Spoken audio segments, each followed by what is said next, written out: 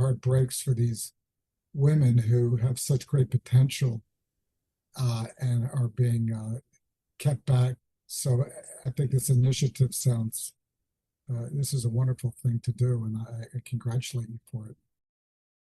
Hi, everyone. Few photographers have shaped the way we see the world as Steve McCurry. In a career that spanned more than 4 decades, he has continually shown us both the lives and the challenges of ordinary people from every point of the compass all over the world. It was through his camera lens that we all caught a first bewitching sight of Sharbat Gula, the so-called Afghan girl, an image he took of an Afghan refugee back in 1984, and a picture that came to define an era and became one of the most powerful photographs of the 20th century. I am absolutely thrilled to welcome veteran photographer Steve McCurry to this Scheherazade Foundation mini podcast. Steve, welcome. Thank you. Good to be with you. Really great to have you here. And I want to tell you this first. Maybe a lot of people tell you this, but wherever I go in the world, usually if it's in a really, offbeat part of the world, someone will say to me, oh yeah, Steve McCurry was here last week or last month. And I always feel that, I don't know how you do it, Steve, but you're crisscrossing continents, on a daily basis. And I think what has inspired me so much over the decades, like so many people, is your apparent love for Afghanistan, the land where my ancestors are from, and the fact that you didn't just go once and tick it off your list, but you've been again and again and again. And I think that's what's really important about travel and about knowing a place. It's returning rather than just going there once. If you'd allow me, I'd like to take you back to June 1979, I think it was, when you first crossed from Pakistan into Afghanistan for the first time. It was just a few months, a handful of months away before the Soviet invasion. But I'd love to get a sense of what your impressions were of Afghanistan then and its culture, and whether you had any inkling that the Soviet invasion was just around the corner. Well, Afghanistan in 1979 was a place where I went, which was Nuristan. It was the northeast part of Afghanistan. There was no electricity. There was no. They had water, but from streams, no running water. There was one road. But the people were farmers and shepherds. That was pretty much it. Great hospitality, great sense of humor, and they welcomed me with open arms. They really saw me as a person who had the possibility to tell their story to the world. At that time, in 1979, the Afghan army was bombing these villages in Nuristan because the Nuristanis didn't want to follow this sort of socialist government in Kabul. So they resisted, and they cut the roads. So the government started bombing them with helicopter gunships. And so this was the uprising. So they really were trying to get their story out to the world. So they invited me in. I spent 3 weeks wandering around the mountains of Nuristan and down into Kunar Valley, very close to Jalalabad. I went in, I made some photographs. I took the photographs back, and I was able to have them published in the New York Times and some other magazines. But then then I went back again in September. I thought the story had kind of gone cold, but in December of 1979, the Soviet Union invaded, and it became this huge international story. And suddenly these pictures, which I had, this trove of pictures, suddenly started being published all over the world. And I went back again, and many times since then, I've been back about 30 times to Afghanistan. It's a country and a people that I've really fallen in love with. Many friends there. Unfortunately, many have been killed or displaced over the years. But it's incredible rugged landscape. And Afghans are, again, I said they have an incredible sense of humor. They're very playful, and often they're depicted as these kind of mujahideen, these gun-toting, kind of warriors.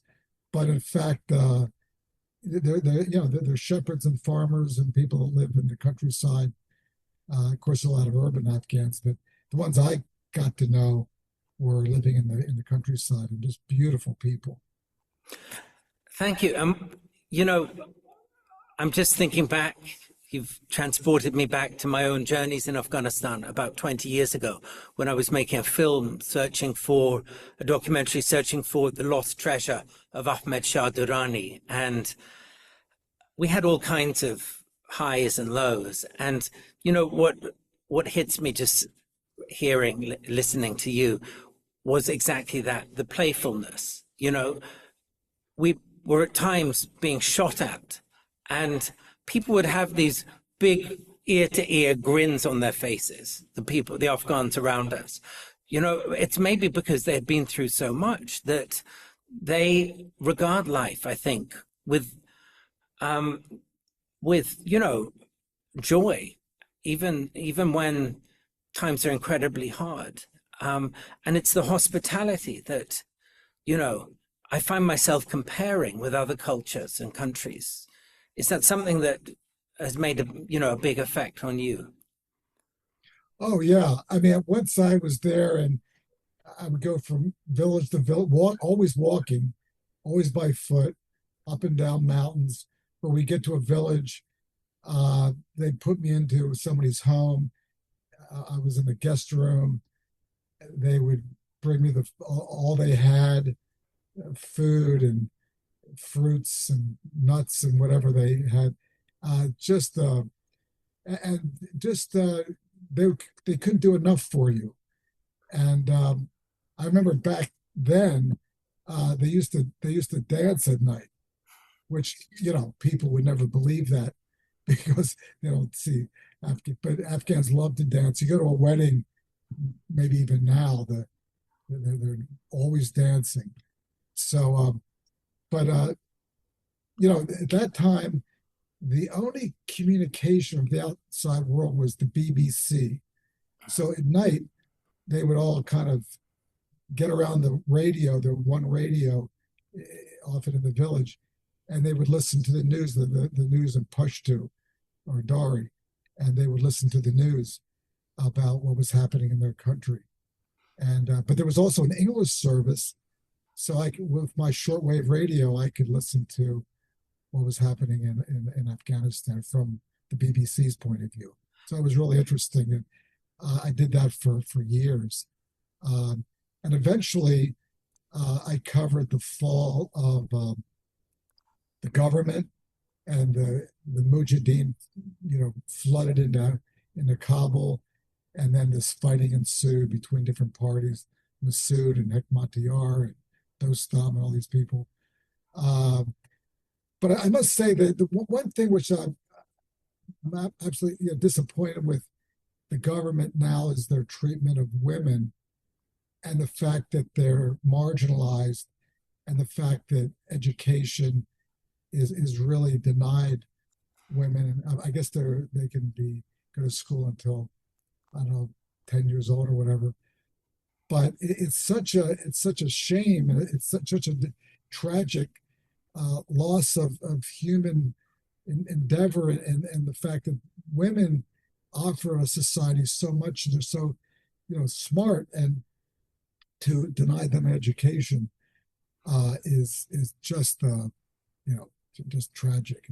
Yeah, exactly. I mean, I'm sure you saw that in the news. What was it, a month or two ago, that the Taliban announced that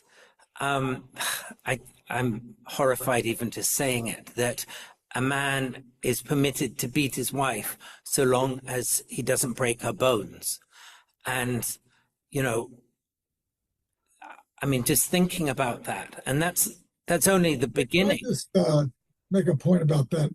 It's like you would not treat a dog or a cat or a donkey or a horse. I mean, it's just that kind of behavior is just unacceptable. I mean, if you, I mean, if I, you wouldn't even do that, like I said, to a dog, uh, but yet had to have permission to do that to a human being is just outrageous. And to find some justification of that in some kind of scripture uh, is just outrageous. So, But Steve, just like you're saying there, just like you said, what strikes us as crazy is that you're sidelining 50% of the population, 20 million people, 20 million women and girls who are potentially this astonishing resource. And, at Scheherazade Foundation, that's what blows us away, because instead of embracing, they are, amputating, as it were. yeah, women have so much to offer in healthcare and education and in business. Uh, in my country here in the U.S., 300 years ago, 200 years ago, men were the ones who went out and, you know, cut the wood and brought in the water and slayed the beast and did all this kind of heavy work. And the women were relegated to, the kitchen or whatever. The times are different now. Nobody has to go out and slay the beast or, you know, now we're on an equal footing. So there's no rationale or excuse why women should be not at complete equal rights across the board. Exactly. Yeah. And I mean, I just wanted to say that I talk to women in Afghanistan, on WhatsApp on a daily basis with women we're working with. And often, here at the Scheherazade Foundation, we contact women anonymously in Afghanistan. We don't ask for their name. They can give, a pseudonym or whatever. But what strikes me again and again as just the most amazing thing is the diligence of these particularly young women. They speak perfect English often, and they are excellent at multitasking, and they're excellent at computer coding and all kinds of things, because what they've done is they've pushed themselves, and it's almost like, walking with weights around your ankles. They've had to push themselves under indescribable conditions, as you know. And Well, if you imagine, okay, so if there's justification, say from the Quran, to beat your wife within an inch of her life, now, presumably, if the wife resists, that's, I guess, against the law and against Islam. Therefore, she could probably be put in jail. So it's a high risk endeavor to resist being beaten. I mean, imagine you can be beaten so long as you don't break your bones. So I guess a concussion, of course, they wouldn't know how to evaluate a concussion. So no, it's just that's just insane to. But again, as I said, if you resist, you run the risk of being taken to a court, convicted, and sent to Pulacharki prison, never to be seen again, or maybe raped in that prison because you would be considered, because now you're outside the system, and then you're fair game for anybody who wants to have their way with you.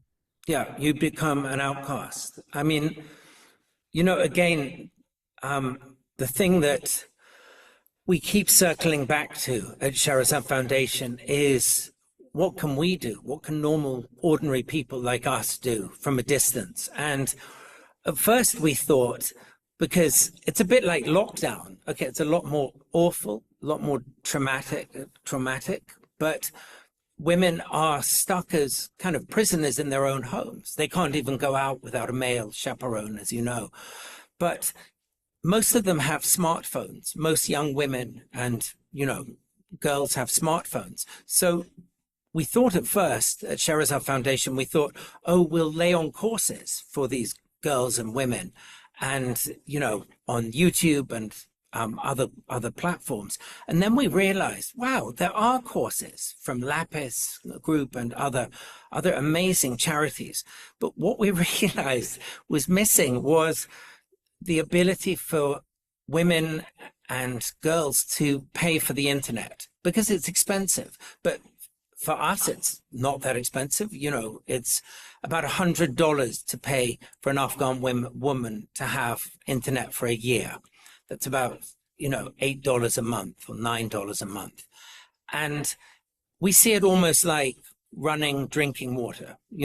It's a necessity. But as well, when you're kind of locked down, it's a way that you can learn stuff and communicate. And it's really moved us. It's been incredibly profound hearing women's gratitude and the fact that it opens up the world to them. Yeah, no, I think that's a brilliant idea. I think that that sounds like the perfect solution. Since they can't leave their home, they can still learn and study and get a sense of whatever discipline they want to. Exactly. And I think I just wanted to say, well, I mean, this may sound nuts, but I think one day, and hopefully not too far ahead, we'll all look back at this period in Afghanistan's, history. Afghanistan has had an incredibly long history, as you know, and just like we look back at Cambodia now and wonder how the hell did Pol Pot, have his regime of horror. I just hope that we'll look back and the women who were locked down now will, they will have gathered the seeds for their future lives in this time. But Yeah.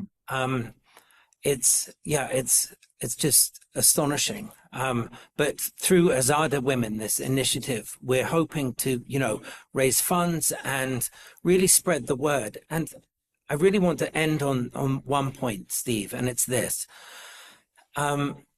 Yesterday, I was talking with an Afghan woman in Herat, and I'm sure you've been to Herat on the western side of the country, and she's brilliant. And I'm not going to use her real name, but I'll call her Fatima. And I said that maybe I'd be speaking to you. And she immediately knew your pictures and your work. And she said, I want to send a message to Mr. McCurry. And actually, and then she said, in a very Afghan way, she said, no, I want to send the message to all the people in America.